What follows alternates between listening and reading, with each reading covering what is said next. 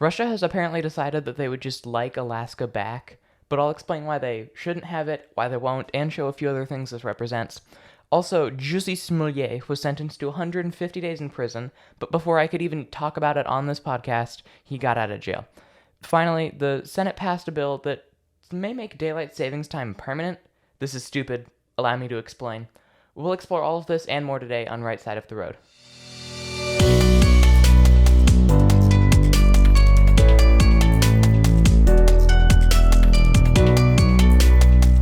Alright, there's a bit of an interesting story out of Russia.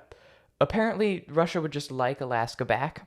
Now, I hope they aren't going to get it, but our president may just sign something not knowing what it is. Anyway, here's a little background on the situation from Alaska. This is all from the Daily Wire. The United States purchased Alaska from the Russian Empire in 1867. This is all before the Russian Revolution, so we bought it from Tsar Alexander II. Adjusting for inflation, the amount of money we spent would be equivalent to $138 million today. So, as most rational people would think, we own Alaska. It is ours. Now let's look at the statement made by this Russian parliament member, whose name I'm going to butcher entirely. Again, this is all an article from the Daily Wire. It says, quote, Matveychev called for the return of all Russian properties, those of the Russian Empire, the Soviet Union, and current Russia, which has been seized in the United States, and so on. The show's host asked specifically if that specifically meant Alaska and the former Russian settlement of Fort Ross, California. That was my next point, as well as the Antarctic. Matveychev said, "We discovered it, so it belongs to us." Fort Ross, California is a small area in Sonoma, California that was at one point part of the Russian Empire's southernmost outpost in North America and was sold off in 1841, the New York Post reported. That's the end of that. Okay, you were missing a bit of context there. The first thing, Matveychev, that sounds like the Russian version of Chevrolet. I don't know what it actually is.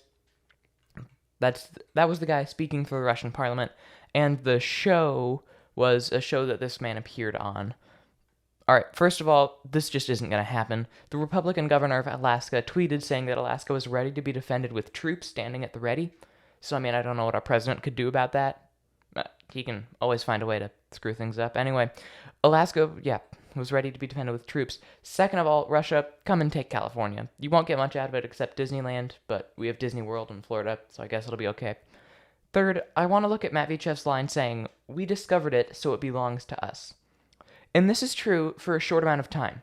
It belonged to you when you found it, but then you sold what belonged to you, and now it belongs to us. We paid money, we signed a contract, you don't just get to take it back. What would that money even be for? It belonged to you because you found it and nobody else wanted it. Once we wanted it, you could have kept it for you, but you let us buy it off of you for, well, it was like $7.8 million back then, $138 million now. But in this, I see the connections to the argument that this is going to be a bit of a tangent, but it kind of connects. There's the connections to the argument that the Pilgrims and settlers stole land from the indigenous people in America already, and so they don't actually own the land. We're just borrowing it or something. I don't know, but here's another way to concede land. Apart from just selling it, we could have gone to war over Alaska, just as Russia is trying to take Ukraine. In fact, the Russian argument here makes no sense.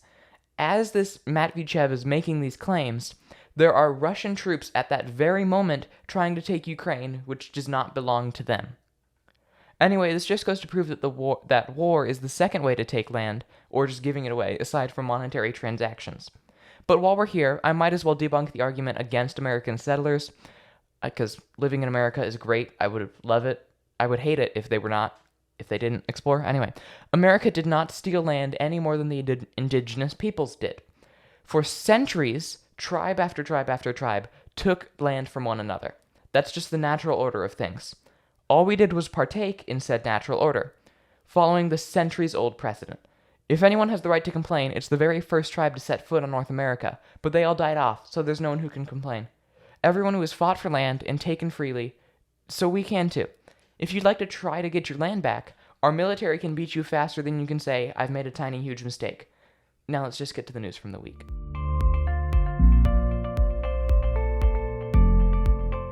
Alright, you may have noticed a shift in the format of the episodes here just a little bit.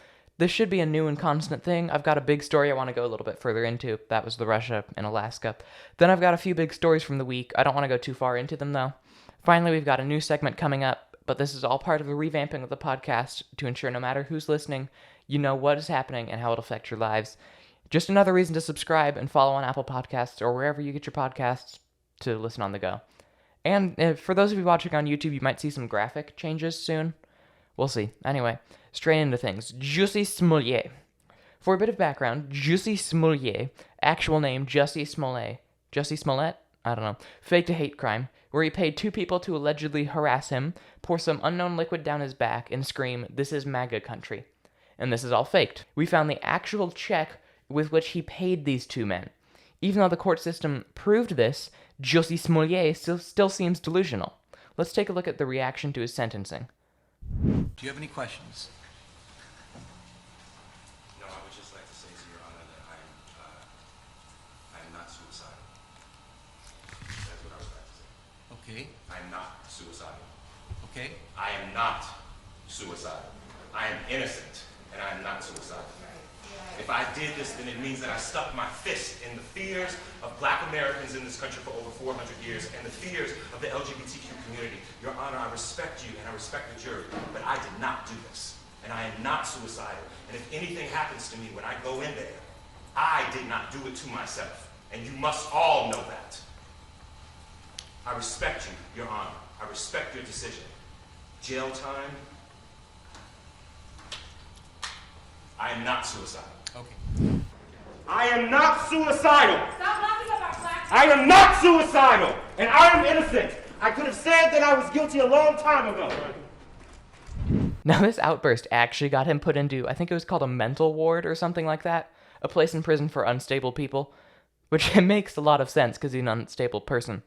Acted for some, I think it's called Empire, some show that I didn't know existed until this story came out. So he seems to with this statement, he seems to imply that he will be killed in prison because if he faked a hate crime, he knew he'd go to prison in which he knows he'll be killed or something. So a few days later, Jussie Smollett's family alleges some phone call in which he is threatened, which shouldn't do anything but provide an incentive to keep him in prison longer, which I'd be fine with.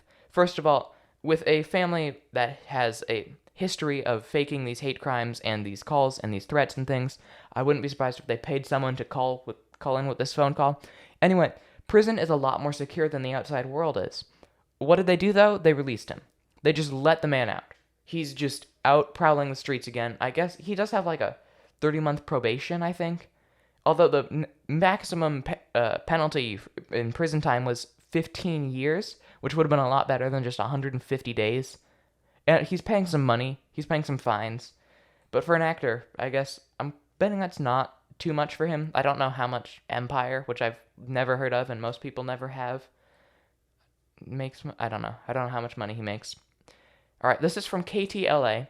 In Santa Barbara, Chick-fil-A may be considered a public nuisance for long drive-through lines.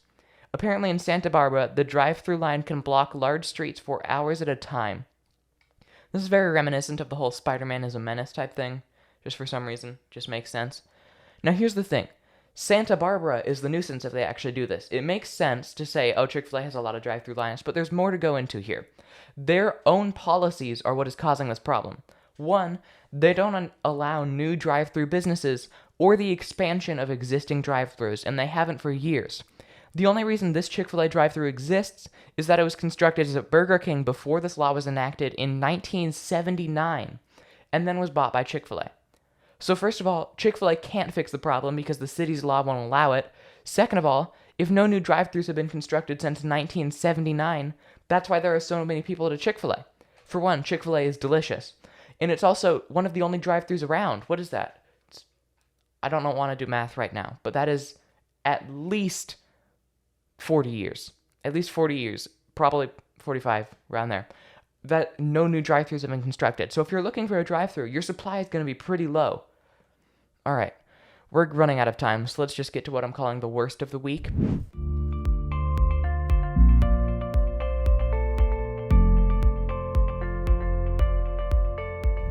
All right, before I move on, ignore the fact that I'm wearing a neon green shirt, because right now it's St. Patrick's Day. I'm filming this the day before this comes out, so if I don't wear green, my family and friends will pinch me repeatedly, and my Apple Watch that has a green face now only is temporary because it doesn't turn on all the time, so I guess I couldn't be I could be pinched if it was off.